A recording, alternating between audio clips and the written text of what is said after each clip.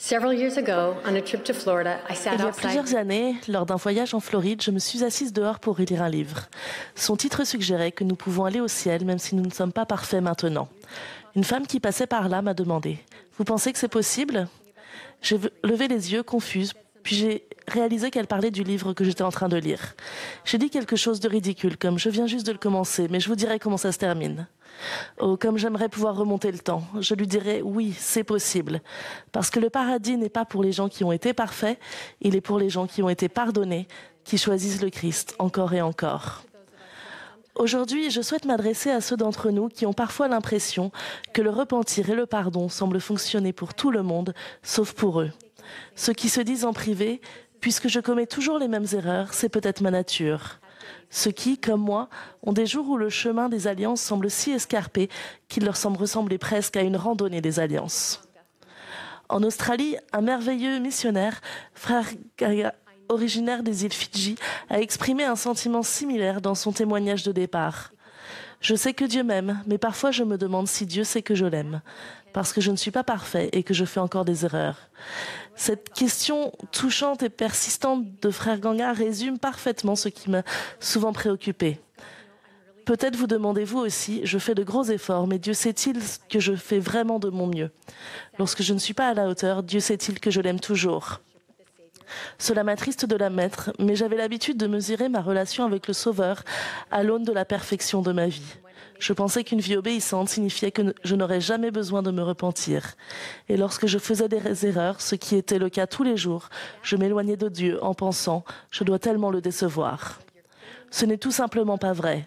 J'ai appris que si vous attendez d'être suffisamment pur ou suffisamment parfait pour aller vers le Sauveur, vous passez à côté de l'essentiel.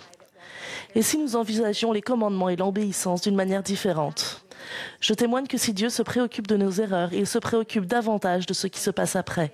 Allons-nous nous tourner vers lui encore et encore? Allons-nous rester dans cette relation d'alliance? Peut-être avez-vous entendu les paroles du Seigneur « Si vous m'aimez, gardez mes commandements ». Et vous sentez-vous découragé parce que vous n'avez pas gardé tous les commandements? Permettez-moi de vous rappeler que le repentir est également un commandement. En fait, il s'agit peut-être du commandement le plus répété dans les Écritures. Dans le soliloque d'Alma, « Oh que je voudrais être un ange et satisfaire le souhait de mon cœur et d'appeler tous les peuples au repentir », il n'essayait pas de nous faire honte en soulignant nos erreurs.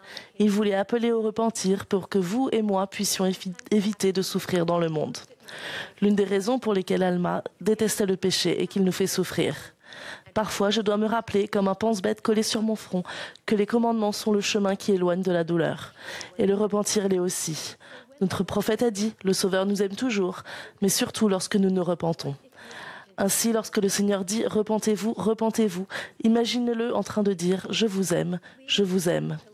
Imaginez-le en train de vous supplier, de vous montrer comment abandonner le comportement qui vous fait souffrir, de vous inviter à sortir des ténèbres et à vous tourner vers sa lumière. Dans la paroisse de ma fille Carly, un nouveau prêtre s'est agenouillé pour bénir la Sainte Seine et au lieu de dire qu'il le fasse en souvenir du sang de ton fils, il a dit par inadvertance qu'il le fasse en souvenir de l'amour de ton fils. Les yeux de Carly se sont remplis de larmes à mesure que la vérité de ces mots s'imposait. Notre Sauveur a accepté de subir les souffrances de son expiation parce qu'il vous aime. Vous êtes la joie qui lui était réservée, tandis qu'il souffrait. L'invitation au repentir est une expression de l'amour de Dieu. Accepter cette invitation est une expression d'une autre. Pensez à votre image préférée du Christ. Imaginez maintenant qu'il sourit avec joie chaque fois que vous utilisez son don, parce qu'il est l'espérance d'une pureté parfaite. Oui, votre repentir n'est pas un fardeau pour Jésus-Christ, mais une source de joie pour lui. Enseignons cela, parce que la repentance est notre meilleure nouvelle. Nous ne restons pas sur le chemin des alliances en ne commettant jamais d'erreur. Nous restons sur le chemin en nous repentant chaque jour. Et lorsque nous nous repentons, Dieu pardonne sans nous faire honte, sans nous comparer à quelqu'un d'autre, sans nous réprimander, parce que c'est la même chose que ce dont nous nous sommes repentis la semaine passée. Il se réjouit chaque fois qu'il nous voit à genoux. Il se réjouit de nous pardonner parce que nous sommes précieux à ses yeux. Ne sentez-vous pas que c'est vrai? Alors pourquoi est-il si difficile pour nous d'y croire? Satan, le grand accusateur et trompeur, utilise la honte pour nous éloigner de Dieu. La honte est une obscurité si lourde que si vous la retiriez de votre corps, elle aurait un poids réel. La honte est la voix qui vous frappe en disant « Qu'est-ce qui te passait par la tête? N'es-tu bon à rien ?» La honte ne nous dit pas que nous avons fait une erreur, elle nous dit que nous sommes nos erreurs. Il se peut même que vous entendiez « Cachez-vous ». L'adversaire fait tout ce qui est en son pouvoir pour garder le poids à l'intérieur, en nous disant que le coût est trop élevé, qu'il sera plus facile de rester dans les ténèbres en nous ôtant tout espoir. Satan est le voleur d'espoir. Et vous avez besoin de l'entendre, alors je vais dire ces mots à haute voix. Vous n'êtes pas la voix dans votre tête ou les erreurs que vous avez commises. Il se peut que vous ayez besoin de dire cela à haute voix aussi. Dites à Satan, pas aujourd'hui. Laissez-le derrière vous. Sentez cette attraction, ce chagrin pieux qui vous tourne vers votre Sauveur et regardez sa grâce entrer dans votre vie et dans celle de ceux que vous aimez. Je vous promets que dès que nous apportons courageusement un cœur brisé vers lui, il est immédiatement là. Si vous voyez quelqu'un se noyer, ne tendriez-vous pas la main pour le sauver? Pouvez-vous imaginer que votre Sauveur rejette votre main tendue? Je l'imagine plutôt plongeant dans l'eau, descendant au-dessous de tout pour nous soulever, afin que nous puissions respirer de nouveau. Personne ne peut tomber plus bas que là où brille la lumière du Christ. Le Christ est à jamais plus brillant que les ténèbres de la honte. Il ne s'attaquera jamais à votre valeur. Observez attentivement. Imaginez que cette main représente la valeur. Cette main représente l'obéissance. Vous vous êtes peut-être réveillé ce matin, vous avez prié sincèrement et vous avez sondé les Écritures pour entendre la voix de Dieu. Vous avez pris de bonnes décisions et vous traitez les gens autour de vous à la manière du Christ. Vous écoutez la conférence générale. Votre obéissance est là. Ou peut-être que les choses ne se sont pas si bien passées. Ces derniers temps, vous avez eu du mal à faire ces petites choses simples qui vous permettent de vous connecter au ciel. Vous avez pris des décisions dont vous n'êtes pas fiers. Où est votre valeur? Cette main a-t-elle bougé? Votre valeur n'est pas liée à l'obéissance. Votre valeur est constante, elle ne change jamais. Elle vous a été donnée par Dieu et il n'y a rien que vous puissiez faire, vous ou qui que ce soit d'autre, pour la changer. L'obéissance apporte des bénédictions, c'est vrai, mais la valeur n'en fait pas partie. Votre valeur est toujours grande aux yeux de Dieu, quelles que soient les conséquences de vos décisions. Même si je fais des erreurs, je veux rester dans une relation d'alliance avec le Christ et je vais vous dire pourquoi. J'ai grandi en prenant des cours de plongeon et j'ai appris que lorsque les juges notent un plongeon, ils regardent l'exécution. L'entrée était-elle parfaitement verticale, avec les orteils en pointe et peu d'éclaboussures? Ensuite, ils font quelque chose d'extraordinaire. Ils tiennent compte du degré de difficulté. Chacun plonge avec son propre degré de difficulté. Votre Sauveur est le seul qui connaisse vraiment la difficulté de votre plongeon. Je veux une relation avec les seules personnes qui me comprennent, qui connaissent mon cœur et l'intensité de mes efforts. Il sait que les brumes des ténèbres s'abattent sur nous tous, voyageurs, que notre voyage passe par le fleuve de la corruption et que même si nous nous accrochons à la barre de fer, nous allons être éclaboussés. Venir au Christ, c'est dire avec espoir, avec l'assurance révélée que ses bras vous sont toujours ouverts. M'aideras-tu ?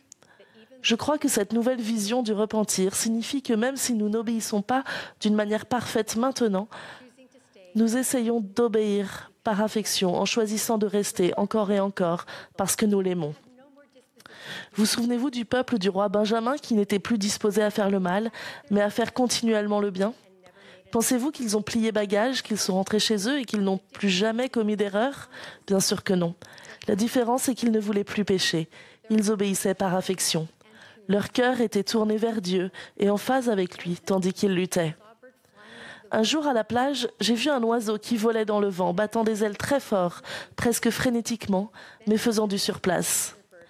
Puis j'ai remarqué un autre oiseau, plus haut. Il avait pris un courant ascendant et flottait aisément, sans être gêné par le vent. C'est la différence entre essayer de faire cela par nous-mêmes et de se tourner vers notre Sauveur, le laisser nous élever avec la guérison sous ses ailes. Lorsque nous étions dirigeants de mission en Australie, lors de notre dernière visite à chaque missionnaire, nous avons parlé de 3 Néphi 17, où les gens étaient proches du Sauveur et pouvaient l'entendre prier pour eux. Nous avons demandé, si vous pouviez entendre le Sauveur prier pour vous, que pensez-vous qu'il dirait ?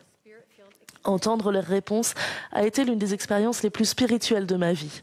Chacun de ces missionnaires y réfléchissait un moment et des larmes remplissaient leurs yeux lorsque nous leur rappelions « Votre Sauveur connaît le degré de difficulté que vous éprouvez. Il l'a ressenti, il l'a ressenti.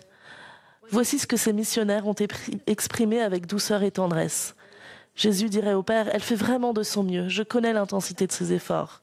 Un autre a dit, avec tout ce qui s'est passé dans sa vie, je suis si fier de lui. Essayons ceci. Ce soir, avant de prier, imaginez Jésus-Christ à vos côtés. Il est votre avocat auprès du Père. Demandez-vous, qu'est-ce que mon Sauveur dirait au Père à mon sujet? Puis restez silencieux. Écoutez cette voix qui dit du bien de vous. La voix du Sauveur, votre meilleur ami, et de votre Père céleste qui est vraiment là. Rappelez-vous que leur amour et votre valeur sont toujours grands, quoi qu'il arrive. Je me tiens ici pour témoigner que Jésus-Christ est la lumière qui resplendit sur ceux qui marchent dans les ténèbres. Alors les jours où vous entendez cette voix qui vous dit de vous cacher, que vous devriez vous cacher dans une pièce sombre tout seul, je vous invite à être courageux et à croire le Christ. Approchez-vous et allumez la lumière, notre espérance d'une pureté parfaite. Baignez dans sa lumière, vous verrez autour de vous des personnes qui se sont senties seules elles aussi, mais qui maintenant que la lumière est allumée se demanderont « Pourquoi avions-nous si peur dans l'obscurité ? Et pourquoi y sommes-nous restés si longtemps ?» Que le Seigneur des Lumières vous enveloppe dans ses bras, qu'il vous console et vous aime sans cesse. Puissons-nous l'aimer continuellement et le choisir encore et encore. Au nom de Jésus-Christ. Amen.